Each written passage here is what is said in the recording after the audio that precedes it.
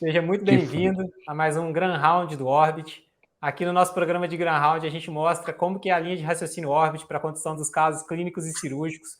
A gente fala quais são os exames e por que eles são solicitados, quais são os exames essenciais, os resultados que você pode esperar, quanto que ele vale a pena ser solicitado, qual o exame que não é necessário e qual que é a conduta que a gente fez para os nossos casos. Não existe conduta certa nem conduta errada, a gente tem aqui a nossa linha de raciocínio. E a gente traz aqui para discutir entre especialistas qual é uma metodologia de tratamento dos nossos pacientes, para você poder entender a metodologia Orbit de raciocínio clínico e para que você possa aplicar isso no seu dia a dia.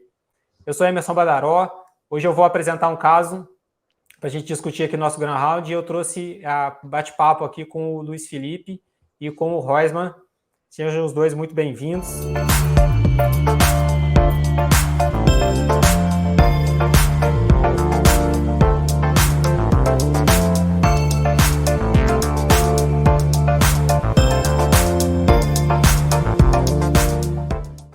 Então, o caso que eu vou apresentar para vocês hoje, aqui no nosso Grand Round, é a respeito de uma mulher branca de 76 anos. A história dela começa em 2019, então ela já tem uma história longa.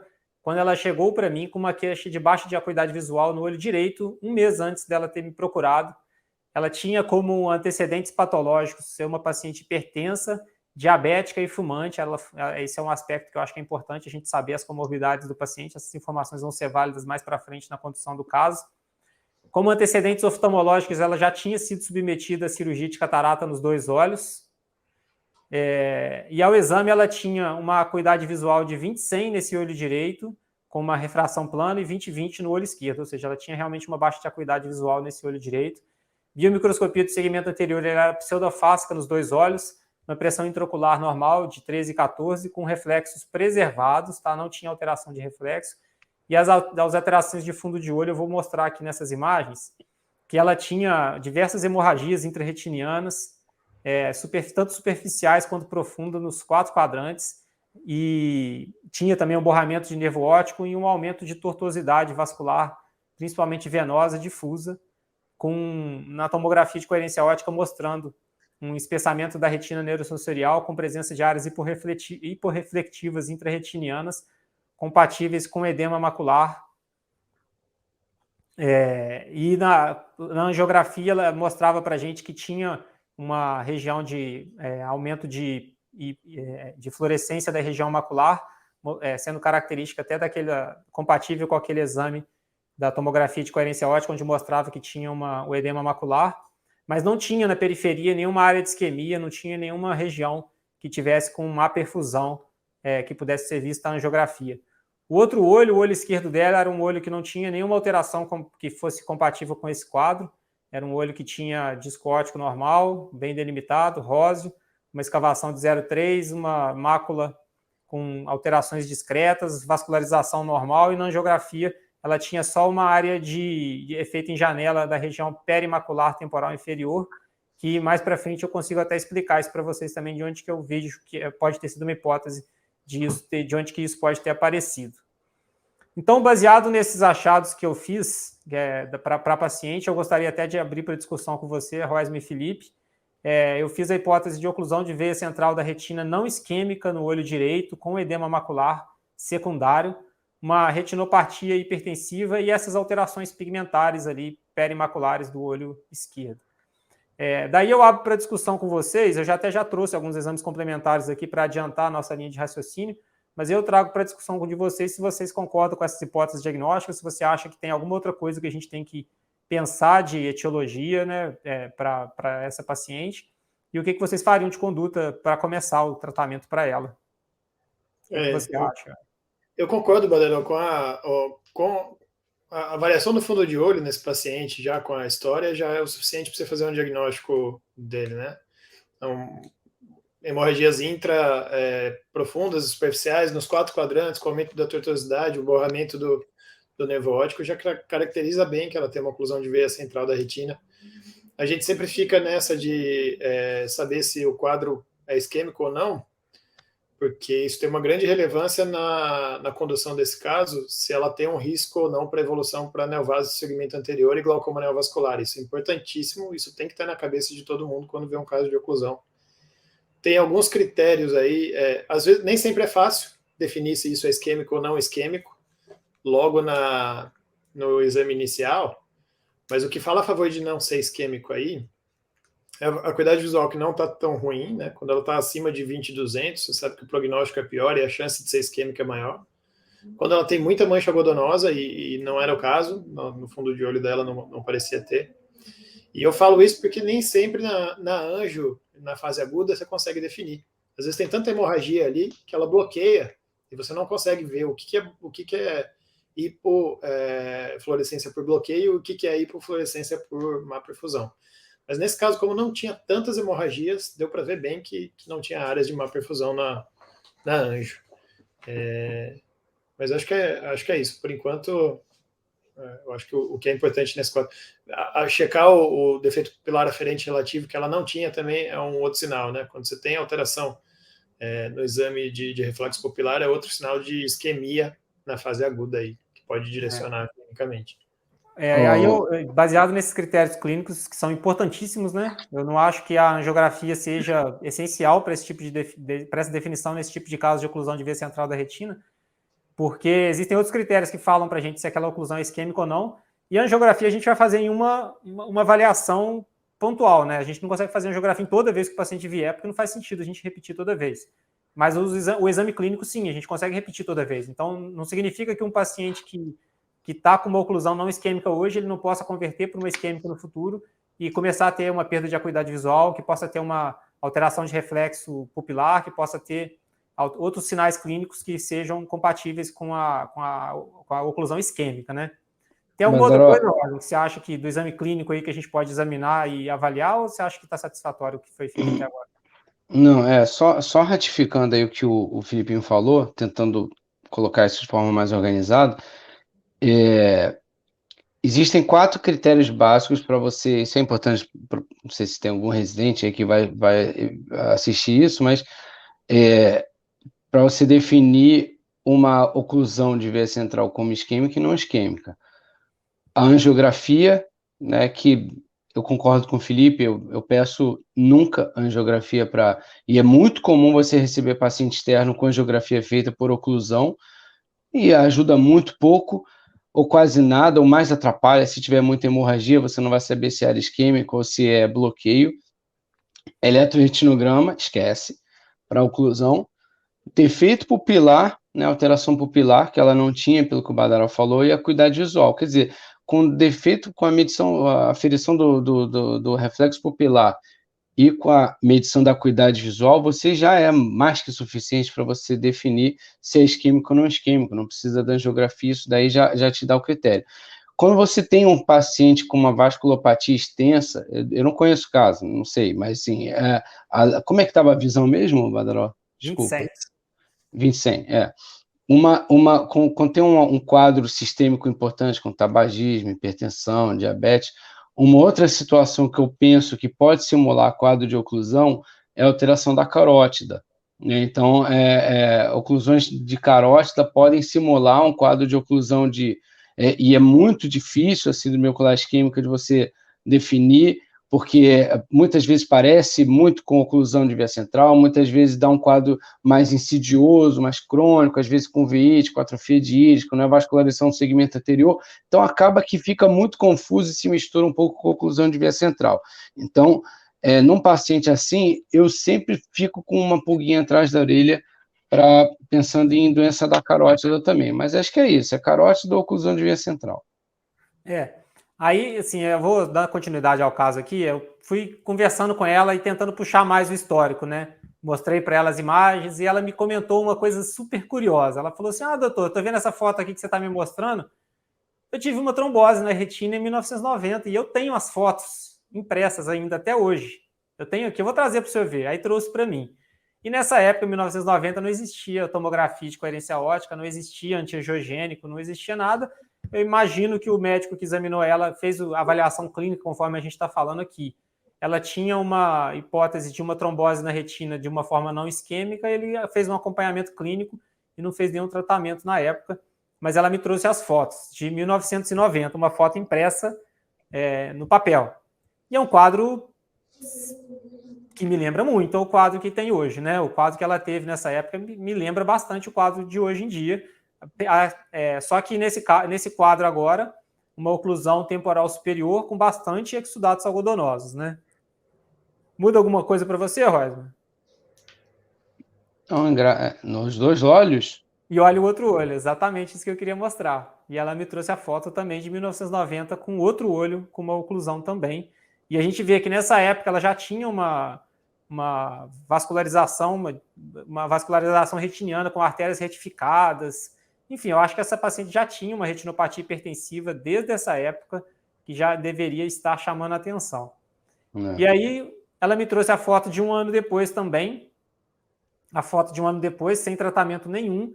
Era uma retina que mostrava muito pouca alteração, baseado naquela alteração básica que tinha aquele monte de hemorragia, né?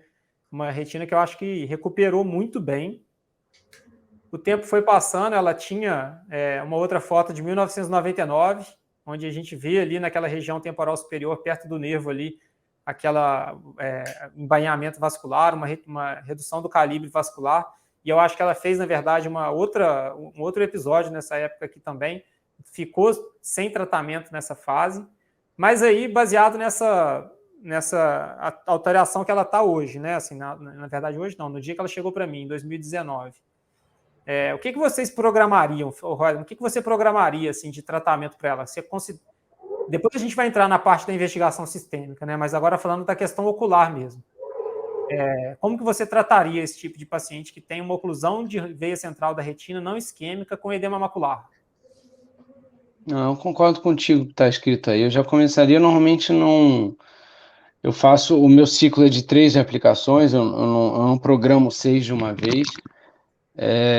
Dou uma chance para um paciente, principalmente com a doença não isquêmica, às vezes com 3 aplicações a gente consegue segurar. Eu tento iniciar com um PRN, se eu vejo que a doença é um pouco mais resistente, eu dou um passo para trás, reciclo e faço um tratar e estender. Então, a única coisa que eu faria diferente é iniciar com um ciclo mais curto de 3 aplicações.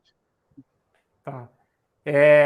Felipe, fotocoagulação a laser em oclusão de veia central da retina com edema macular. Dá certo? O que você acha? É uma opção? Não, isso é uma coisa comum, às vezes, das pessoas confundirem, né?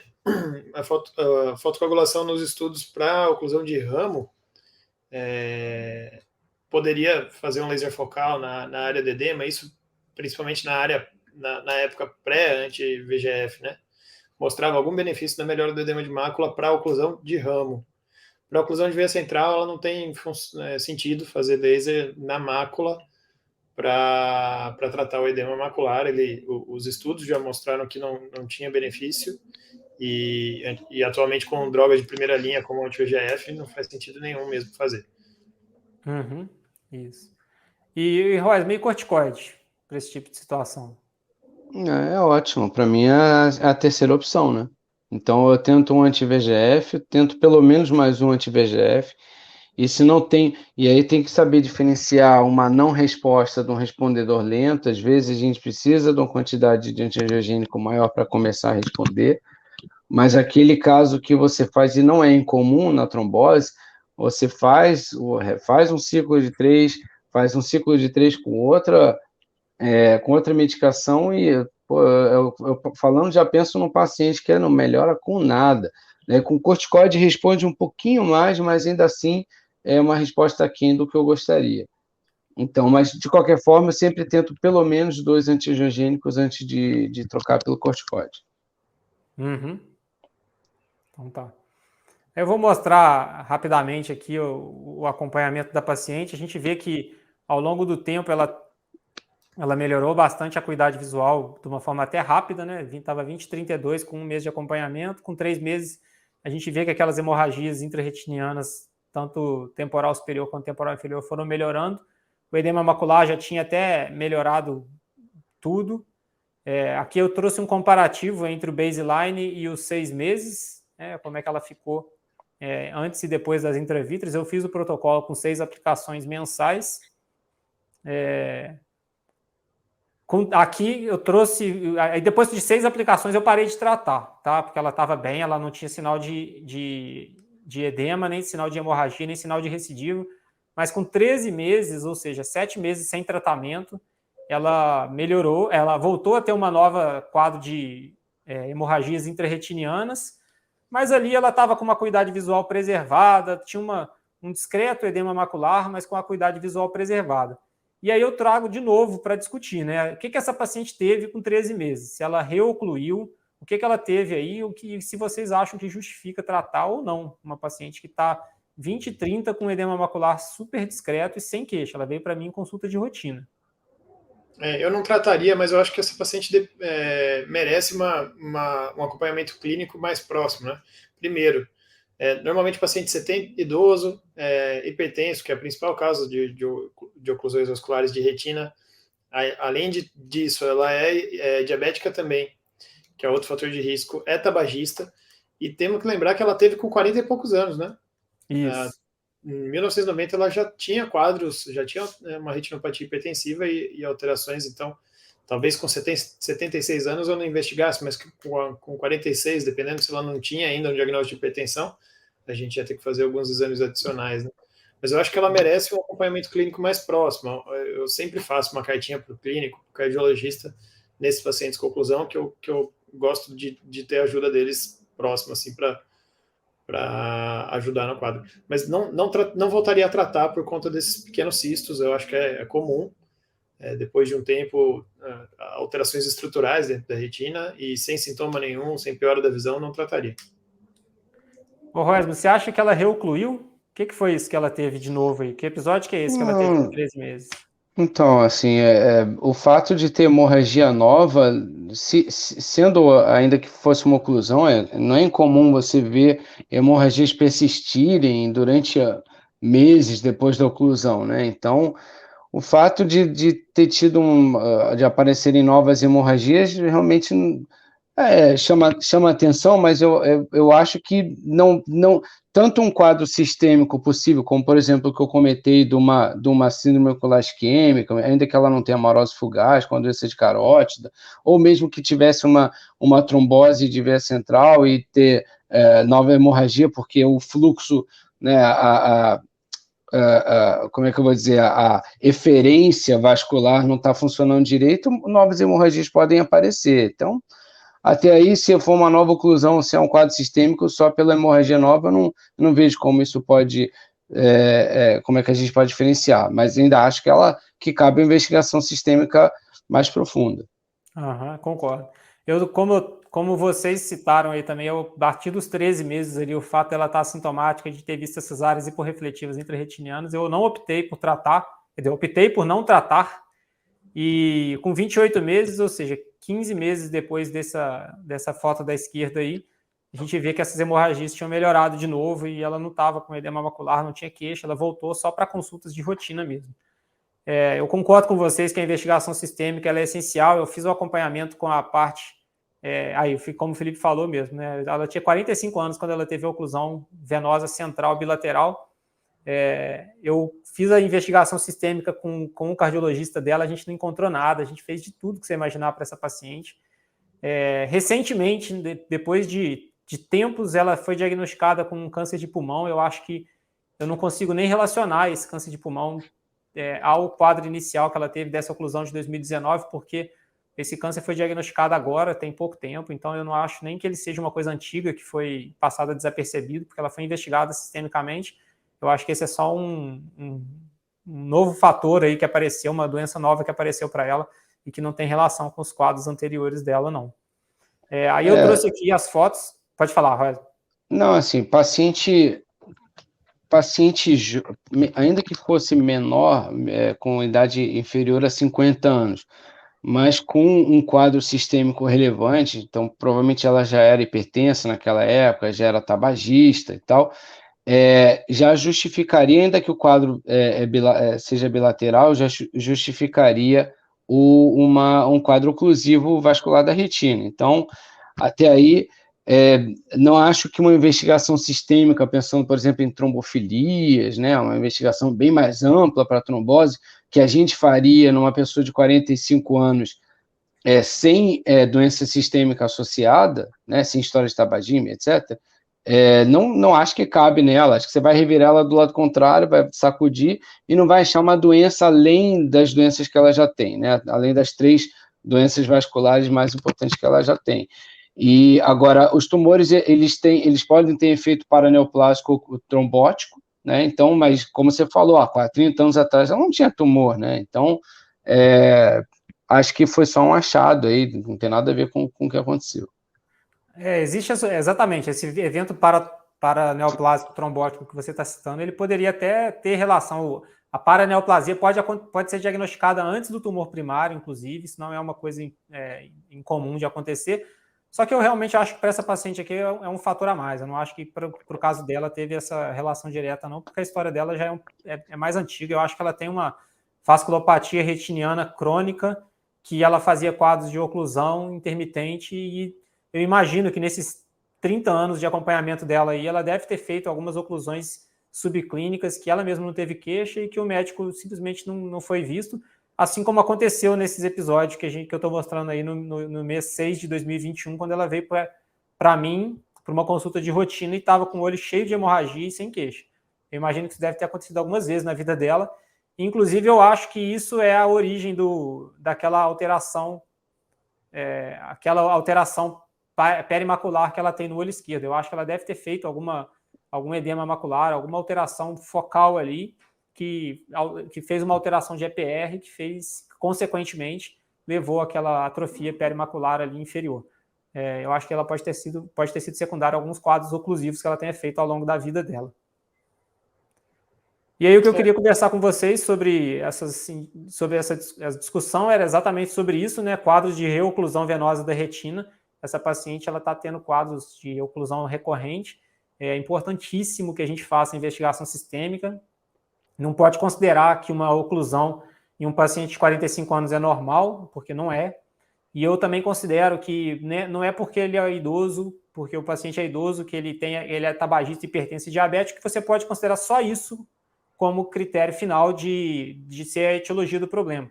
Eu acho que para a gente fazer uma boa prática, a investigação sistêmica é válida mesmo para pacientes idosos e principalmente para pacientes que têm oclusão bilateral e quadros recorrentes, né, quadros de oclusão repetido da retina, oclusão das veias da retina.